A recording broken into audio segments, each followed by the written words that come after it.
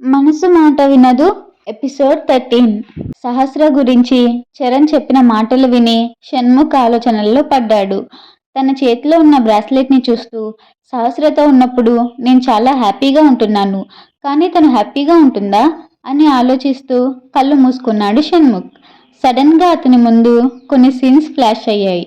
ఇప్పుడు సహస్ర లైఫ్లో ఎలాంటి బాధలు అనుభవిస్తుందో, షణ్ముఖ్ కూడా చిన్నప్పటి నుంచి అలాంటి ఇబ్బందులు ఫేస్ చేశాడు.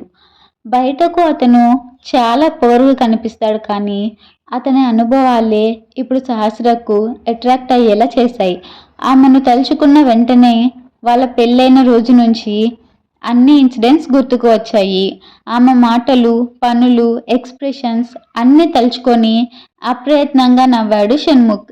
ఈలోపే అతని రూమ్ డోర్ దగ్గర ఎవరో నిలబడి హాయ్ షణ్ముఖ్ అంటూ పలకరించారు.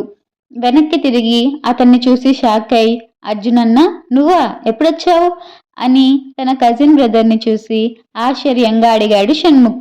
అతని సీక్రెట్స్ అన్నీ తెలిసిన వ్యక్తి అర్జున్ మాత్రమే.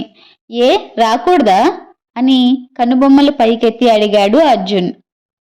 అయ్యో అదేం లేదు, అంటే 3 days బ్యాక్ వచ్చినా కూడా కలవకుండా వెళ్ళిపోయావు కదా, కనీసం ఒక మెసేజ్ కూడా పెట్టలేదు అన్నాడు షణ్ముఖ్. అది విని, నా డ్యూటీ ఎలా ఉంటుందో నీకు తెలుసు కదరా, నాదిప్పుడు ఫోన్ యూజ్ చేసే సిచ్యువేషన్ కాదు, అందుకే ఆ రోజు కూడా నీకు విషయం చెప్పలేకపోయాను, ఇప్పుడు కూడా చెప్పకుండా వచ్చాను, కానీ థ్యాంక్ గాడ్ ఫేట్ బాగుండి నేను ఇక్కడ కలిశాను అన్నాడు అర్జున్. అలా చెప్తూనే అతని చూపు షణ్ముఖ్ చేతిలో ఉన్న బ్రాస్లెట్ మీద పడింది.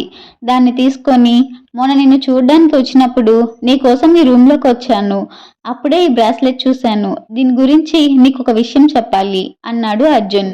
అది విని షాక్ అయి, దీని గురించి నీకెలా తెలుసు అని అయోమయంగా అడిగాడు షణ్ముఖ్. అసలైతే ఈ బ్రేస్లెట్ మన చంద్రమౌళి సార్ది. ఆయన ప్రాణాపాయ స్థితిలో ఉన్నప్పుడు తన ప్రాణాలను కాపాడిన ఒక లేడీకి దీన్ని ఇచ్చారు. ఆయన కోలుకున్న తర్వాత ఆ లేడీ కోసం వెతికితే ఆ లేడీకి పెళ్ళై ఒక కూతురు కూడా పుట్టిందని తెలిసింది. ఆ లేడీ మీద తను పెంచుకున్న ప్రేమను మాత్రం చంపుకోలేకపోయాడు. అందుకే తర్వాత చంద్రమౌళి సార్ పెళ్లి చేసుకోలేదు. కానీ చనిపోతున్న టైంలో మాత్రం అని చెప్పకుండా ఆగిపోయాడు అర్జున్. దాంతో షణ్ముఖ్ ఆరాటంగా, చంద్రమౌళి సార్ చనిపోయే టైంలో ఏమైంది అని అడిగాడు.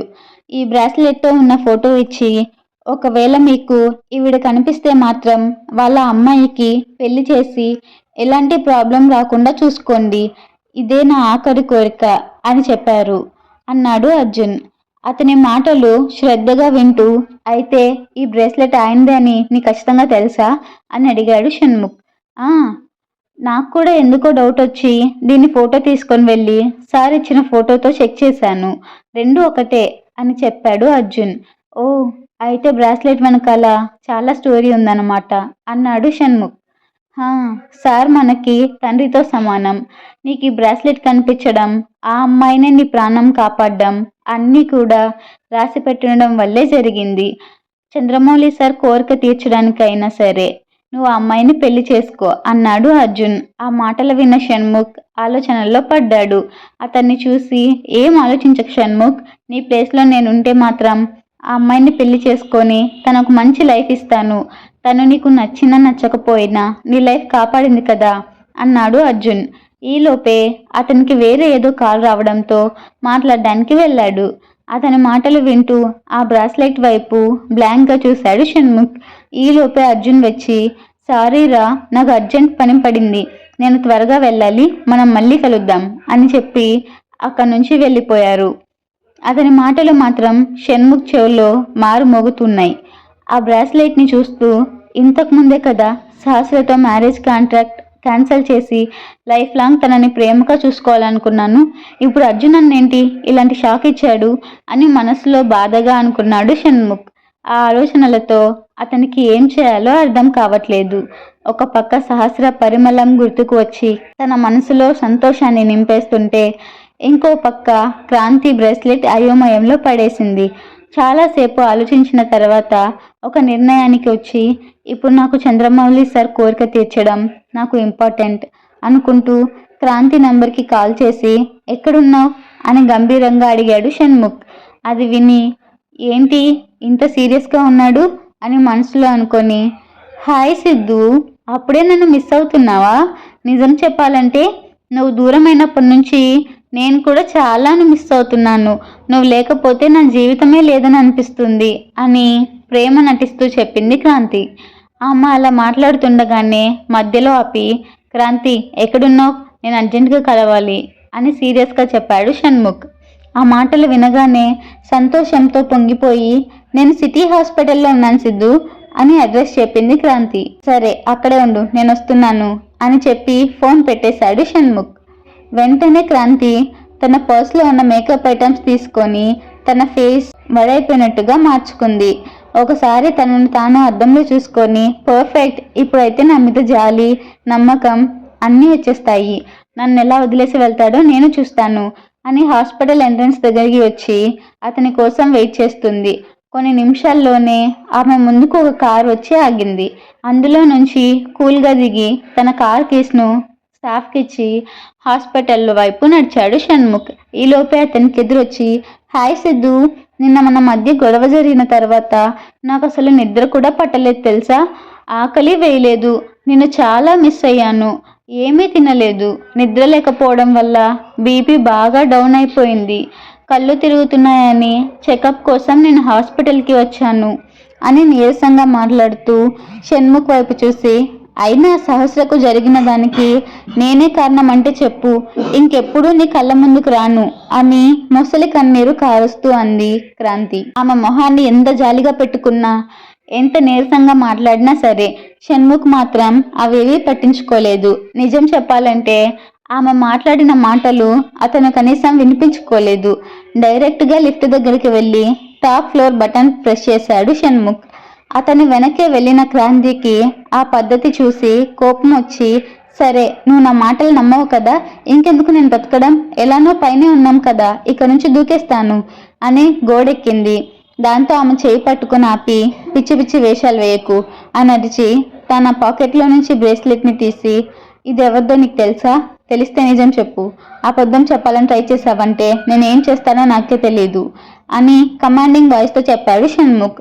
అతని మొహంలో సీరియస్నెస్ చూసి, అమ్మో, ఇప్పటికే నా మీద చాలా కోపంగా ఉన్నాడు, నిజం తెలిస్తే నా మొహం కూడా చూడడు అనుకొని పైకి మొసలి కన్నీరు కారుస్తూ, ఏంటి సిద్ధు అలా మాట్లాడుతున్నావు? ఇది వరకే చెప్పాను కదా, నేను ఎందుకు అబద్ధం చెప్తాను? ఈ బ్రాస్లెట్ నాదే, ఇది స్వయంగా మా అమ్మ నాకు ఇచ్చింది, అందుకే సెంటిమెంట్గా ఎప్పుడూ నా చేతికే ఉంచుదాన్ని. కానీ ఆ రోజు రాత్రి నీతో గడిపిన తర్వాత నుంచి ఇది కనిపించకుండా పోయింది అని చెప్పింది క్రాంతి. ఆమె మాటలు విన్న తర్వాత షణ్ముఖ్ మొహంలో డిసప్పాయింట్మెంట్ కొట్టొచ్చినట్టు కనిపించింది. ఎందుకు ఇలా అవుతుంది? నాకు అసలు సహస్రాన్ని మిస్ అవ్వడం ఇష్టం లేదు, కానీ చంద్రమౌళి సార్కి ఇచ్చిన మాట అన్నిటికన్నా ముఖ్యం కదా అని తిరిగి ఆ బ్రేస్లెట్ని తన పాకెట్లో పెట్టుకున్నాడు షణ్ముఖ్. తర్వాత అక్కడి నుంచి లిఫ్ట్ ఎక్కి తన గతాన్ని గుర్తు చేసుకున్నాడు. సార్ కనుక లేకపోతే అమ్మ నేను రోడ్డు మీద ఆకలితో ఎప్పుడో చచ్చిపోయి ఉండేవాళ్ళం. ఆమె రుణం తీర్చుకోవాలి అని మనసులో దృఢంగా అనుకున్నాడు షణ్ముఖ్. అతను వేగంగా నడుస్తుంటే ఆ వెనకే వేగంగా వచ్చింది క్రాంతి. ఆమె వైపు తిరిగి, క్రాంతి, మనం ముందనుకున్నట్టుగానే మన పెళ్లి జరుగుతుంది, కానీ ఇప్పుడు కాదు, దానికి ఇంకా 90 రోజులు టైం వెయిట్ చేయాలి అని గంభీరంగా చెప్పి వెనక్కి కూడా తిరిగి చూడకుండా వెళ్ళిపోయాడు షణ్ముఖ్. ఆ మాటలు వినగానే క్రాంతి ఆనందానికి అవధులు లేవు. వెళ్ళిపోతున్న షణ్ముఖ్ని పిలిచి, I love you Siddhu, I love you so much. నిన్ను పెళ్లి చేసుకోవాలని నేను ఎంత ఆతృతగా వెయిట్ చేస్తున్నానో తెలుసా? ఫైనల్లీ నువ్వు పెళ్లి చేసుకుంటున్నానని చెప్పిన తర్వాత నాకు చాలా హ్యాపీగా ఉంది, కానీ ఈ 96 రోజులు నేను వెయిట్ చేయలేను. కనీసం నా తృప్తి కోసం ఎంగేజ్మెంట్ చేసుకుందాం, ప్లీజ్ కన్సిడర్ మై రిక్వెస్ట్ అని ప్లీజింగ్గా అడిగింది క్రాంతి. సరే, నేను ఆ ఏర్పాట్లు చూసుకుంటాను, engagement date and time fix అయ్యాక నీకు మెసేజ్ చేస్తాను అన్నాడు Shanmukh. Thank you Siddhu, thank you so much అని ఎంతో సంతోషంగా చెప్పింది క్రాంతి. సరిగ్గా అప్పుడే ఆమెకు ఎంట్రన్స్ నుంచి సహస్ర బయటికి వస్తూ కనిపించింది. ఆమెను అక్కడ చూసి షాక్ అయింది. ఏయ్, నువ్వేంటి ఇక్కడ అంటూ పిలిచింది క్రాంతి. ఆమె ఎవరిని పిలుస్తుందో అర్థం కాక వెనక్కి తిరిగి అక్కడ సహస్రను చూసి షాక్ అయ్యాడు షణ్ముఖ్. అప్పటికే సహస్ర కూడా వాళ్ళిద్దరూ ఎంగేజ్మెంట్ చేసుకోబోతున్నారన్న మాటలు విని ఆశ్చర్యపోయింది. ఆమె తన మాటలు విందని అర్థం చేసుకున్న షణ్ముఖ్ మనసులో చాలా బాధపడ్డాడు. బ్లాంక్గా చూస్తున్న సహస్ర దగ్గరికి వెళ్ళి, ఐఎమ్ సారీ సహస్ర, నేను చేసిన పని వల్ల సిద్ధుకి చాలా కోపం వచ్చేసింది. కానీ ఆ తర్వాత నా ఇన్సెక్యూరిటీ వల్లనే నేను ఈ పని చేశానని అర్థం చేసుకొని నన్ను క్షమించాడు. అంతేకాకుండా పెళ్లి చేసుకుందామని ప్రపోజ్ కూడా చేశాడు. నీకు ఒక విషయం తెలుసా? రేపే మా ఎంగేజ్మెంట్. అందరికన్నా ముందుగా నేను నిన్నే ఇన్వైట్ చేస్తున్నాను. మా ఎంగేజ్మెంట్కి నువ్వు తప్పకుండా రావాలి అని చెప్పింది క్రాంతి. ఆ మాటలు విన్న సహస్ర అసలు ఎలాంటి రియాక్షన్ ఇవ్వలేదు. షణ్ముఖ్ వైపు చూసి, కంగ్రాచులేషన్స్ మిస్టర్ సిద్ధార్థ్ గారు అని పళ్ళు నూరుతూ వెటకారంగా అంది సహస్ర. ఆమె ఫీలింగ్స్ అర్థం చేసుకొని థ్యాంక్ యూ అని చిన్నగా అన్నాడు షణ్ముఖ్. వాళ్ళని చూసి కోపం కంట్రోల్ చేసుకుంటూ, ఇంతకీ నువ్వేంటి ఇక్కడ? నువ్వు వర్క్ చేస్తున్నది వేరే హాస్పిటల్లో కదా, ఇక్కడికి ఎందుకు వచ్చావు? చేతిలో ఆ రిపోర్ట్స్ ఏంటి అని సహస్ర చేతిలో ఉన్న రిపోర్ట్స్ చూస్తూ అడిగింది క్రాంతి. కానీ సహస్ర ఆమెకు సమాధానం ఇవ్వకుండా అక్కడి నుంచి వెళ్ళబోయింది. అడుగుతుంటే సమాధానం చెప్పకుండా వెళ్ళిపోతావేంటి అంటూ ఆమె చేతిలో ఉన్న రిపోర్ట్స్ని తీసుకోవడానికి ట్రై చేసింది క్రాంతి. ఆమె సడన్గా అలా చేసేసరికి సహస్రకి ఏం చేయాలో అర్థం కాలేదు. కానీ లాస్ట్ మినిట్లో మాత్రం తన ఫైల్ని ఆమెకు అందనివ్వకుండా జాగ్రత్త పడుతూ తిరిగి లాక్కుంది. వాళ్ళిద్దరి గొడవతో రిపోర్ట్స్ కింద పడిపోయాయి. దాంతో పాటుగా ఆ పెనుగులాటలో సహస్ర కూడా కాలు స్లిప్ అయి కింద పడిపోబోయింది. అది చూసిన వెంటనే రియాక్ట్ అవుతూ వెంటనే సహస్రను నడుం పట్టుకొని ఆపాడు షణ్ముఖ్. ఇద్దరూ అంత దగ్గరగా ఉండడంతో సహస్ర బాడీ నుంచి ఒక పరిమళం షణ్ముఖ్ ముక్కు పుటలు తాకింది.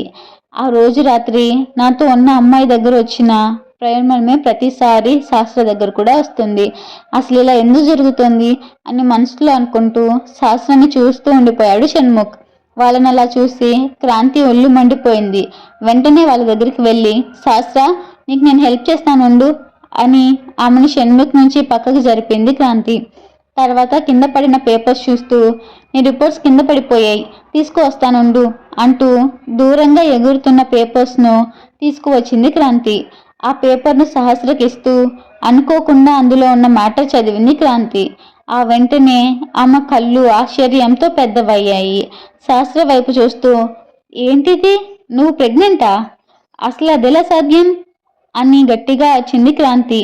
అది విని షణ్ముఖ్ వైపు భయంగా చూసింది సహస్ర. ఇదేంటి ఇలా అయింది? నాకు కూడా షణ్ముఖ్ దగ్గర ఈ విషయం దాచడం ఇష్టం లేదు. కొంచెం ప్లాన్ చేసుకొని చెప్దాం అనుకున్నాను, కానీ ఇప్పుడు తనని ఎలా ఫేస్ చేయాలి? అసలు షణ్ముఖ్ ఎలా రియాక్ట్ అవుతాడో ఏంటో అని మనసులో అనుకుంటూ షణ్ముఖ్ వైపు భయంగా చూసింది సహస్ర. ఆమె ఊహించినట్టుగానే షణ్ముఖ్కి కోపం మశాలానికి అంటింది. కానీ క్రాంతి ముందు అదంతా చూపించడం ఇష్టం లేక సహస్రను చూస్తూ, ఓ మీరు ప్రెగ్నెంటా? మీకు మొన్ననే కదా పెళ్ళయింది, అలా ఎలా ప్రెగ్నెంట్ అయ్యారు అని సూటిగా అడిగాడు షణ్ముఖ్. అతని ప్రశ్న విని సహస్రకు ఎలా రియాక్ట్ అవ్వాలో అర్థం కాలేదు. బ్లాంక్గా నిలబడిపోయింది.